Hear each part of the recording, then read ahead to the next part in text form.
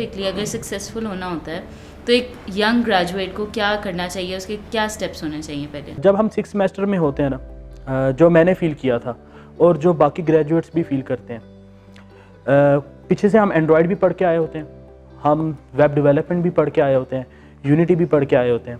हम ये सोच रहे होते हैं यार अब करना क्या है। मेरे फ्रेंड थे, वो कह रहे थे कि यार मैंने ना BS कर लिया, अब मैं MS कर रहा हूँ। कहते हैं MS भी कर लिया, MS करने के बाद कहते हैं अब क्या करना है, कहता है मैं PhD कर रहा हूँ। कहता है PhD भी कर ली। तो PhD करने के बाद वो कहते हैं कि यार अब मैं क्या करूँ। पाकिस्तान की सबसे बड़ी डिग्री है, वो करने के बाद भी क्या हुआ, वो कह रहे थे कि मैं अब क्या करूँ। मसला ये था कि हम क्या करते हैं कि जब चीज़ें ज़्यादा फैल जाती हैं ना तो हमें समझ नहीं आती, हमें स्टेप्स फॉलो करने हैं। सिंपल एग्जांपल है, एक MBBS डॉक्टर है, हार्ट स्पेशलिस्ट है, क्या वो टांग का ऑपरेशन कर सकता है? नहीं कर सकता, क्योंकि उसकी एक JD जोन सी उसको डिफाइन है कि उसने उसके अंदर रहना है। तो उसको क्या करना है, उसके लिए भी उसने क्या किया था, स्टेप्स लिए थे। सबसे पहले उसने जनरली पढ़ा। जनरली पढ़ने के बाद आपको पता है कि जब 6 सेमेस्टर में आपके पास SRS आ जाता है, आप लोगों ने अपने FYPs जो से होते हैं वो डिफाइन करने होते हैं कि क्या करना है हमने आगे, और यही चीज़ें आगे लेकर चलती हैं। Actually I was indulged in HR department too. तो मैंने कुछ चीज़ें देखी थी कि मेरे पास जब CVs आती हैं ना, होता ये है कि मैंने पूछा आपका FYP किस में था, तो वो मुझे बताते हैं कि एंड्रॉयड में था। और अप्लाई किसके लिए कर रहे हैं, वो यूनिटी के लिए अप्लाई कर रहे हैं। ऐसा क्यों हुआ? यूनिवर्सिटी आपको पूरा मौका देती है।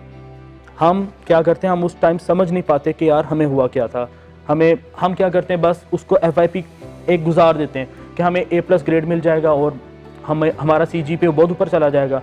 तो अगर हम यूनिटी की बात करें, सबसे पहली तो बात ये है, अगर कोई करना चाहता है क्या करे, सबसे पहले तो वो अपना FYP उसमें डिफाइन करें कि मैं ये करना चाह रहा हूँ। C# लैंग्वेज आप यूज़ होती है यूजली, उसके ऊपर वो कमांड अपनी पूरी हो। फिर उसके छोटे छोटे जो से ऊप्स के कॉन्सेप्ट्स हैं वो आपके कंप्लीट होने चाहिए। समझ आपको पता होना चाहिए कि यहाँ पे मैंने क्या करना है, यहाँ पे मैंने क्या करना है और आगे मैंने क्या करना है। अभी हमारे पास एक प्रोजेक्ट चल रहा है, लूडो स्टार, तो आप सब खेल रहे होंगे, लूडो स्टार, PUBG, प्रोज बैठे हुए हैं यहाँ पे सब।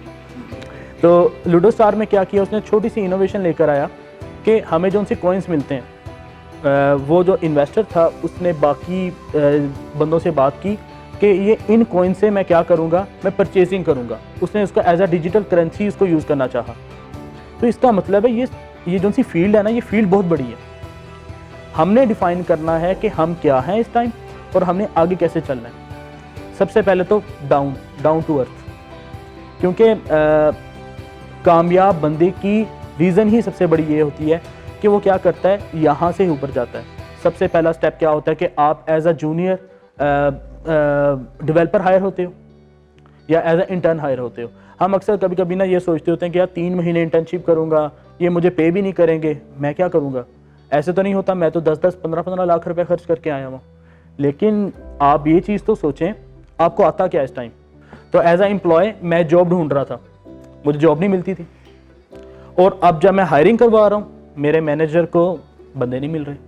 सिर्फ मेन बैरियर ही ये है कि बंदा क्या, उसकी CV पे लिखा तो मुझे एंड्रॉयड भी आती है, मुझे पाइथन भी आती है, मुझे यूनिटी भी आती है, मुझे सब कुछ आता है। सबसे पहले आपको चीज़ों को सीखना है, सीखने के बाद ही ऊपर जा सकते हैं।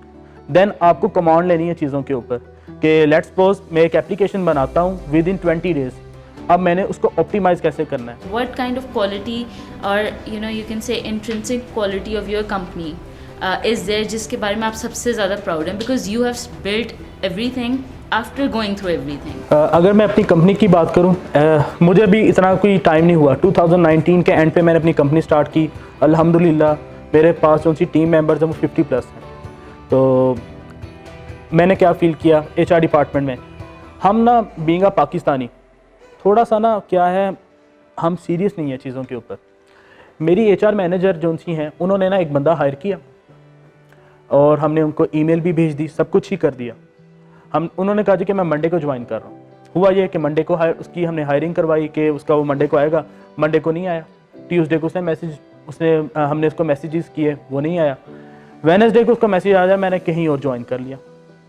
तो बताना तो चाहिए था ना ये वाला, वो नहीं बताया। अल्लाह ताला का लाख लाख शुक्र है कि उसने जहाँ पे भी पहुँचाया, हम इस लायक नहीं थे, लेकिन अल्लाह ताला ने हमें एक अच्छी पोजीशन पे पहुँचाया और हमने क्या किया, मैंने क्या किया, अपनी टीम मेंबर के साथ मिलके हमने अपने ग्रुप में एक प्रोग्राम लॉन्च किया कि इस तरह करते हैं, हम 3 मंथ्स का इंटर्नशिप जो सा प्रोग्राम है ना वो लॉन्च करेंगे। इंस्टीट्यूट्स में आप जाते हैं, वहाँ पे पे करते हैं, सारा कुछ होता है। मैंने क्या किया कि उनको बुलाया, यहाँ पर सिखाया, सिखाने के बाद हम उनको अब क्या कर रहे हैं, जॉब ऑफ़र कर रहे हैं। और वो क्या होता है, और वो उसको पता लग जाता है कि मैं कहाँ पे था, मैंने क्या सीखा और इन्होंने मुझे क्या सिखाया, और आपकी लॉयल्टीज़ जो सी है ना वो आपकी बढ़ जाती है। आप लोग अपनी एक स्किल को पकड़ लो और कभी भी उस स्किल से डिस्ट्रैक्ट नहीं होना जब तक आप उसमें प्रो नहीं हो जाते, क्योंकि आप लोग एक टाइम पे एक ही चीज़ कर सकते हो, ज़्यादा नहीं कर सकते। फ्यूचर है आप, टैलेंट एंड स्किल। हम कभी कभी कहते हैं कि टैलेंट एंड स्किल ना एक ही चीज़ है। टैलेंट आपके पास एक बाय बर्थ होता है, स्किल वो होती है जो आप लोग सीखते हो। आप लोग सब माशाल्लाह टैलेंटेड है, अगर आप टैलेंटेड ना होते तो आप यहाँ पे ना होते।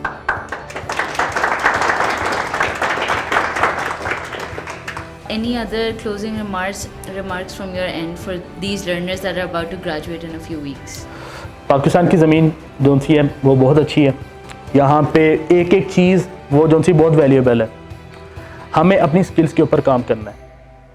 जिस दिन हम अपनी स्किल्स के ऊपर काम कर गए, मुझे सब आता है, इसका ये ज़रूरी नहीं है कि मुझे सब कुछ पता है। इस चीज़ को आपने देखना है। नॉलेज एंड इन्फॉर्मेशन, इसमें बहुत ज़्यादा फ़र्क है।